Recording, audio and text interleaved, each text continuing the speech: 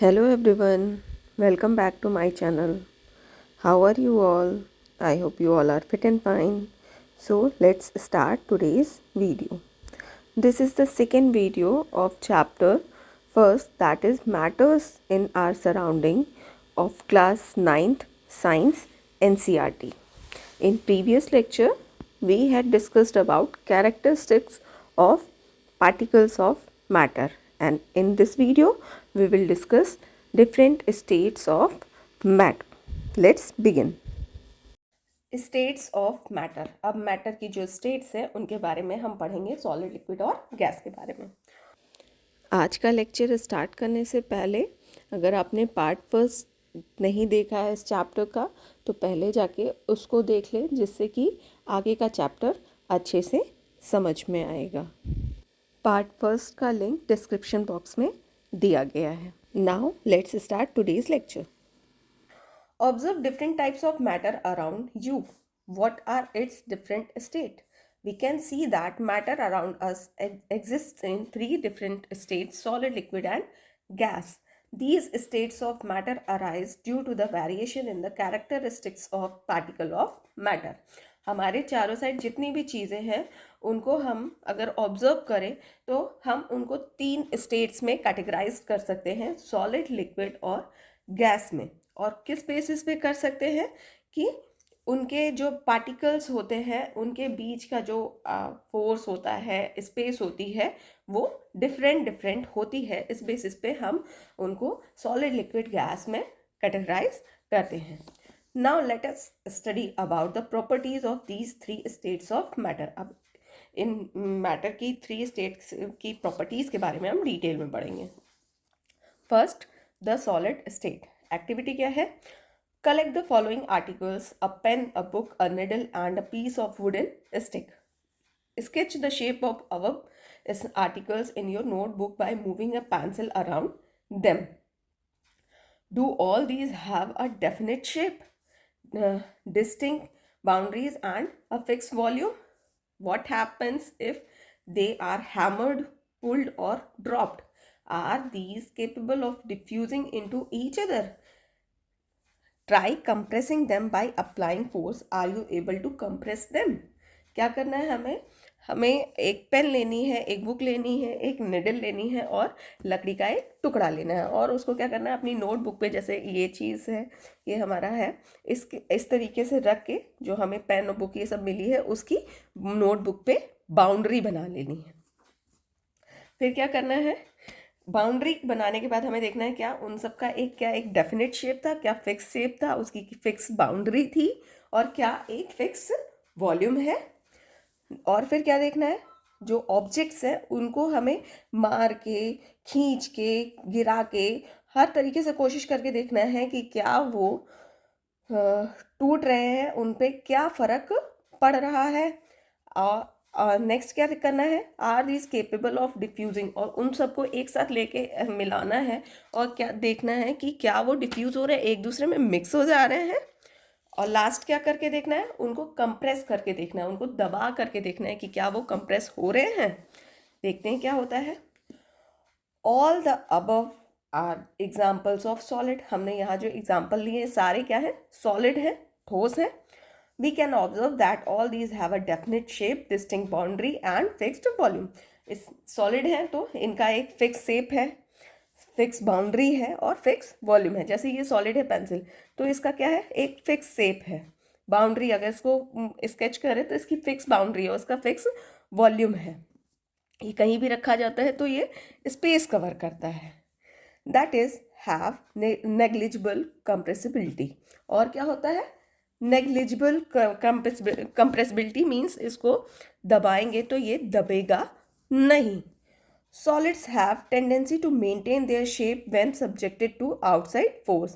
Solid में एक property क्या होती है कि जब वो कहीं भी उसके ऊपर कोई भी एक्सटर्नल फोर्स लगाया जाता है तो वो उस फोर्स से अफेक्ट नहीं होता है और वो अपनी जो शेप होती है उसको मेंटेन रखता है. सॉलिड्स में break under force but it is difficult to change their shape और सो दे आर रिजिड. तो क्या होता है? कि उन पे जब फोर्स लगाया जाता है तो वो टूट सकते हैं, अलग अलग टुकड़े हो सकते हैं उनके, लेकिन उनका शेप चेंज नहीं हो सकता है। जैसे हम ये नहीं कर सकते कि इस पेंसिल को हम दबा दें, एक्सटर्नल फोर्स लगा दें, इसको अगर हम दबाएं तो ऐसा नहीं हो सकता कि ये दब के इसका शेप इतने से इतना हो जाए, वो नहीं होगा। वो क्या होगा, अगर हम बहुत ज़्यादा इस पर फोर्स करेंगे, हथौड़ा मारेंगे, कुछ करेंगे तो ये टूट जाएगा, लेकिन इसका शेप चेंज नहीं होता है। तो इससे हमें क्या मिलती है सॉलिड की प्रॉपर्टी, कि सॉलिड्स आर रिजिड। सॉलिड क्या होते हैं, वो ठोस अवस्था में होते हैं। Next, consider the following. First, what about a rubber band? Can it change its shape on stretching? Is it solid?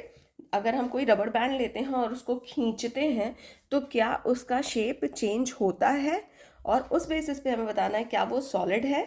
Next, what about sugar and salt? When kept in different jars, these take the shape of the jar. Are they solid?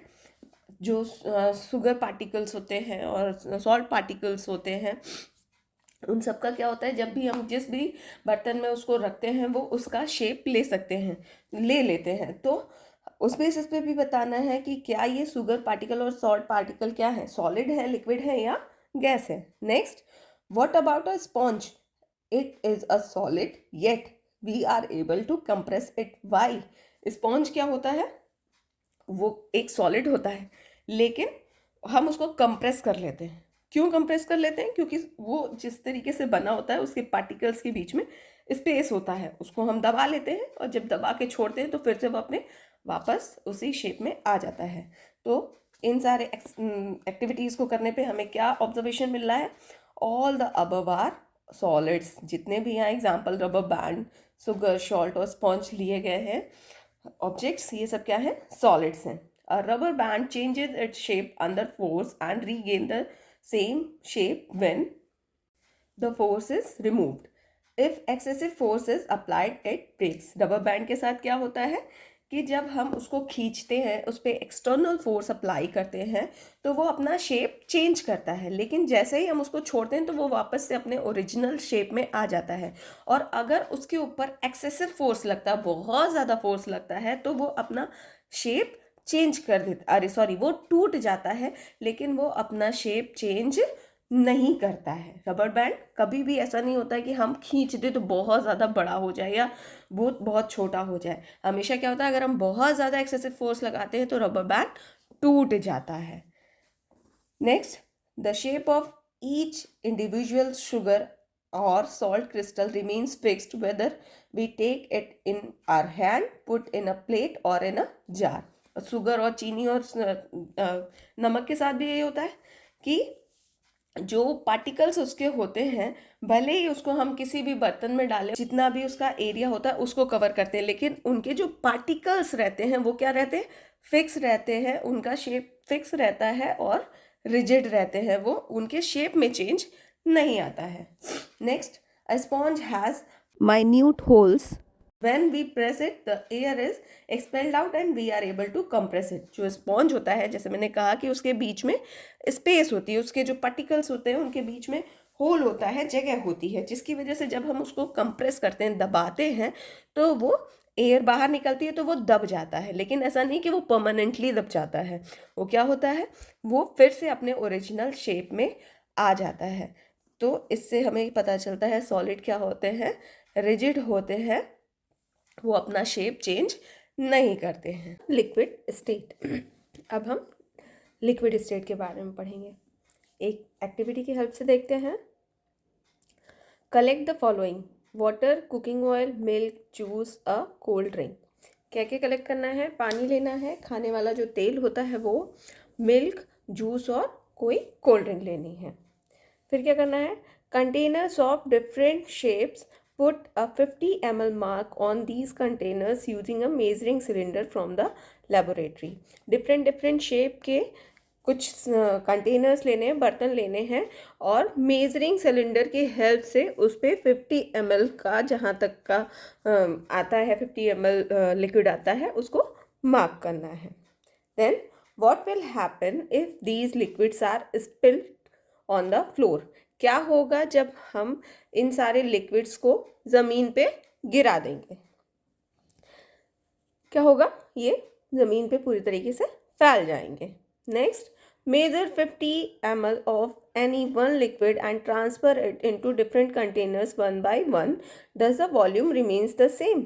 क्या करना है, किसी इन सारे liquid में से कोई एक liquid लेना है, उसका 50 ml मेज़र करना है और हमने जो अलग अलग कंटेनर लिए हैं, बर्तन लिए हैं, उनमें बार बार उसको डाल के देखना है. एक बार एक बर्तन में डालना है, फिर दूसरी बार दूसरे बर्तन में 50 ml लिक्विड को लेके डालना है. तो फिर देखना है कि क्या जो लिक्विड है उसका वॉल्यूम चेंज होता है. और क्या देखना है, does the shape of the liquid remains the same.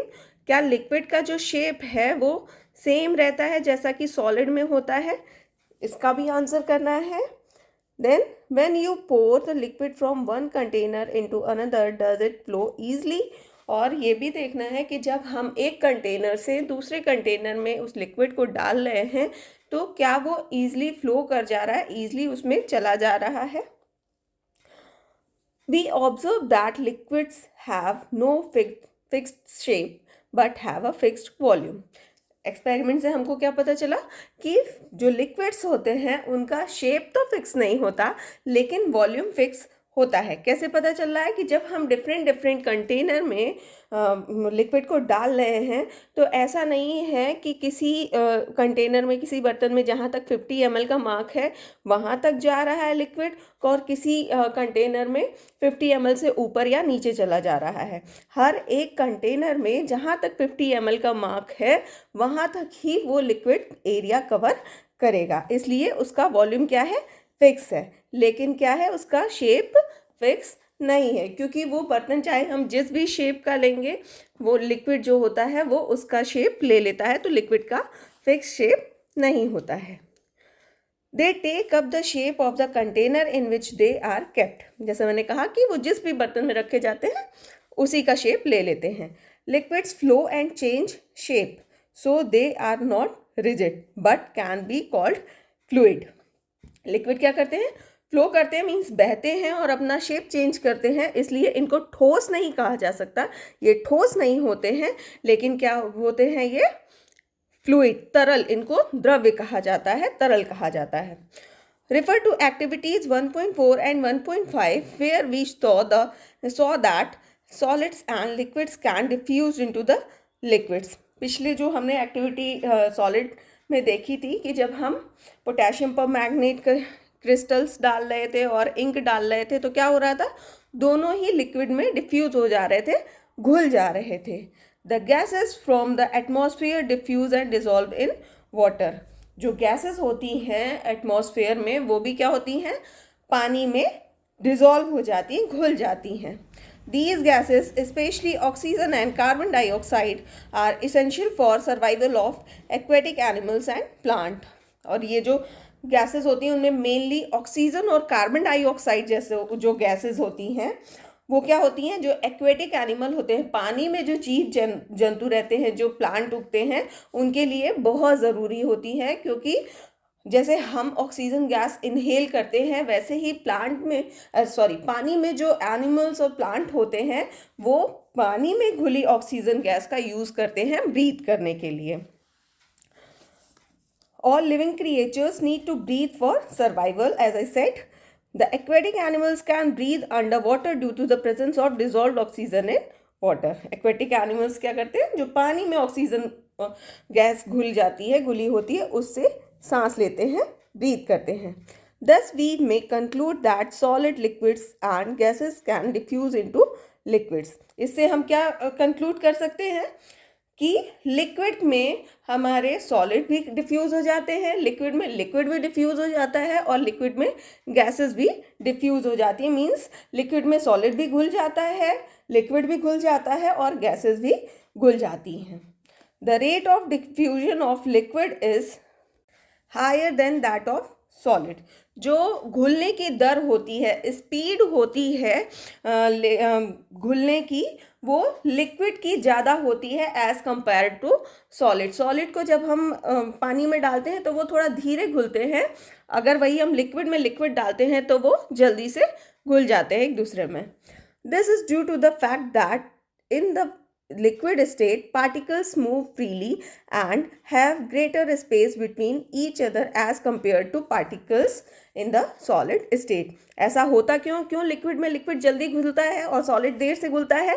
क्योंकि जो सॉलिड्स होते हैं वो इस टाइप में होते हैं, एक रिजिड शेप होता है, उनके जो पार्टिकल्स होते हैं उनके बीच में स्पेस कम होती है, जिससे उनके बीच में मूवमेंट कम होता है, वो उतना फ्री मूव नहीं कर पाते हैं। लिक्विड में क्या होता है कि जो पार्टिकल्स होते हैं वो थोड़े दूर दूर होते हैं, उनमें मूवमेंट तेज होता है, स्पेस ज़्यादा होती है, जिससे लिक्विड में लिक्विड ईजिली डिसॉल्व हो जाता है और लिक्विड में सॉलिड डिसॉल्व होने में उससे थोड़ा सा लिक्विड के कंपैरिजन में ज़्यादा टाइम लगता है। नेक्स्ट स्टेट क्या है हमारी? The gaseous state. अब गैसियस स्टेट है मैटर की gaseous state. Have you ever absorbed a balloon seller filling a large number of balloons from a single cylinder of gas?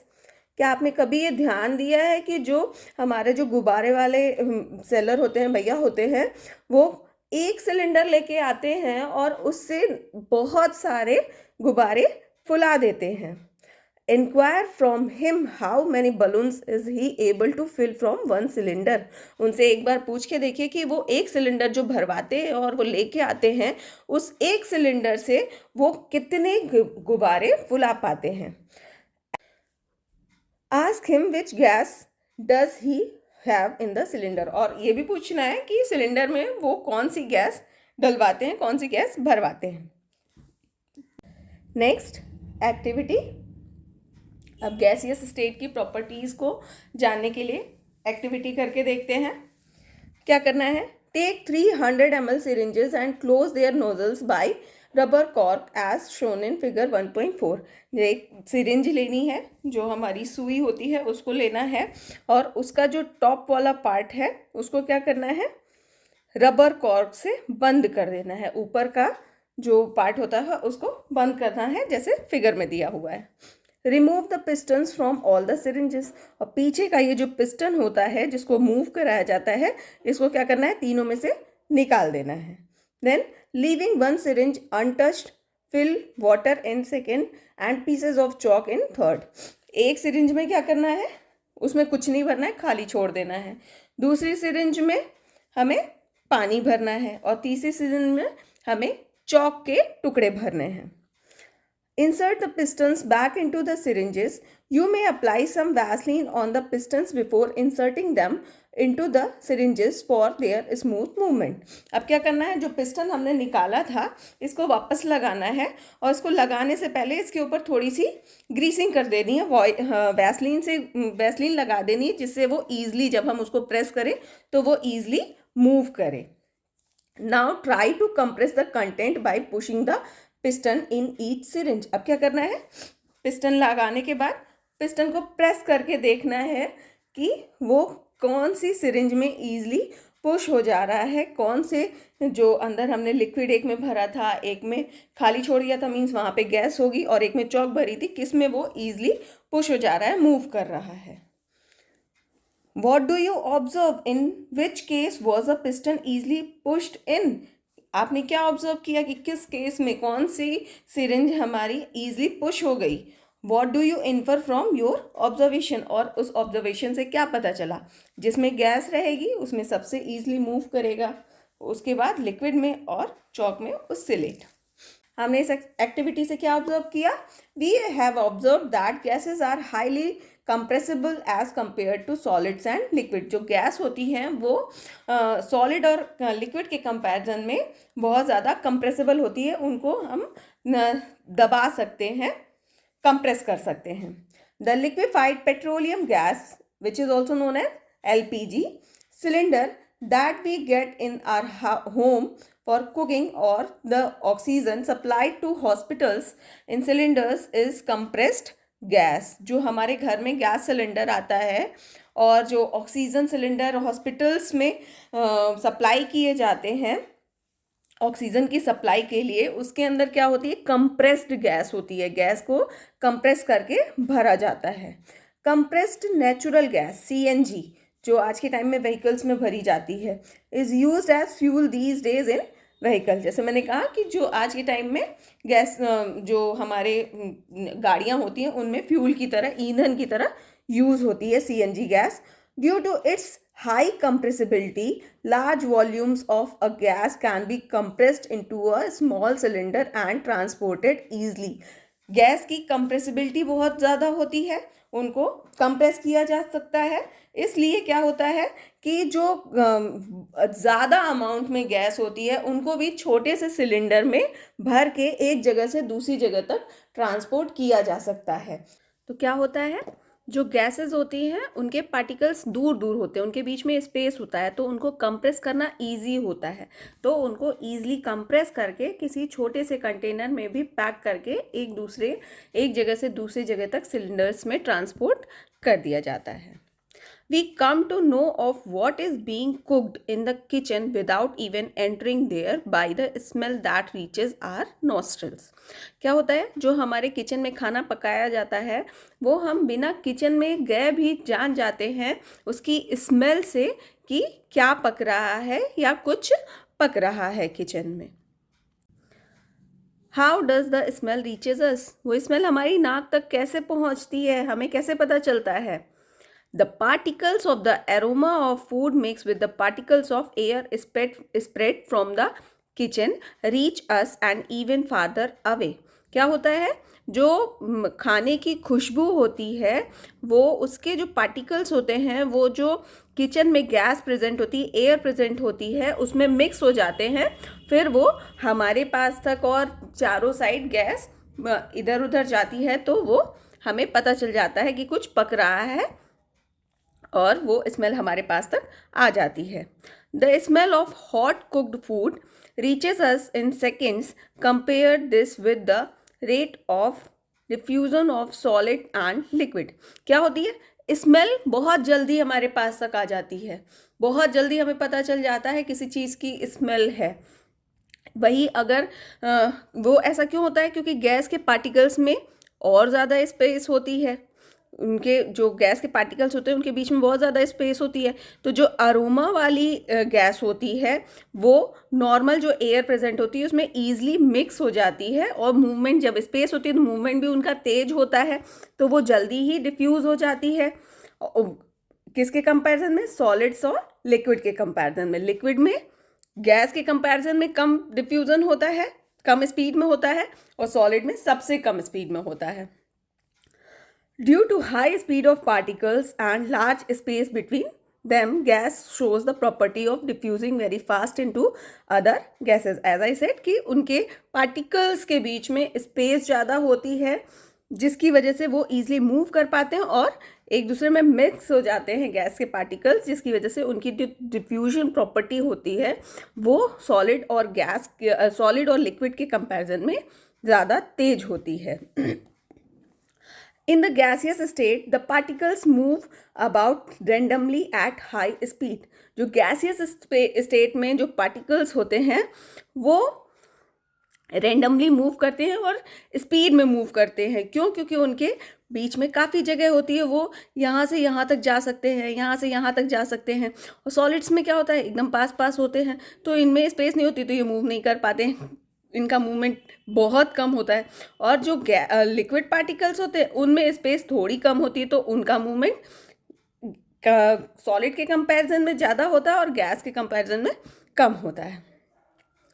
Due to this random movement the particles hit each other and also the walls of container.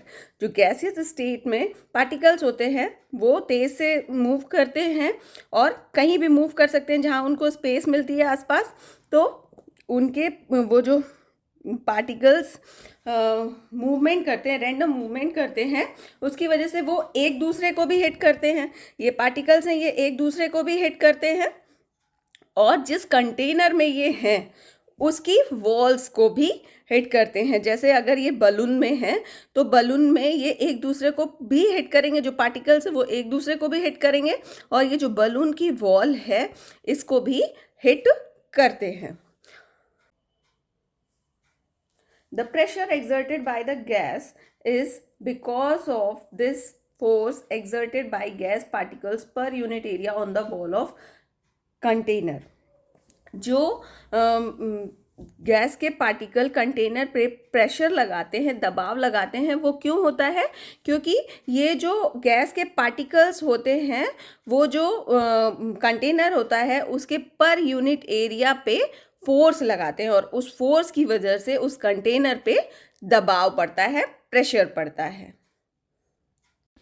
Now, thank you everyone. This is all about today's lecture. Further we will discuss in next video. If this video is useful for you, then please like, subscribe and share this video.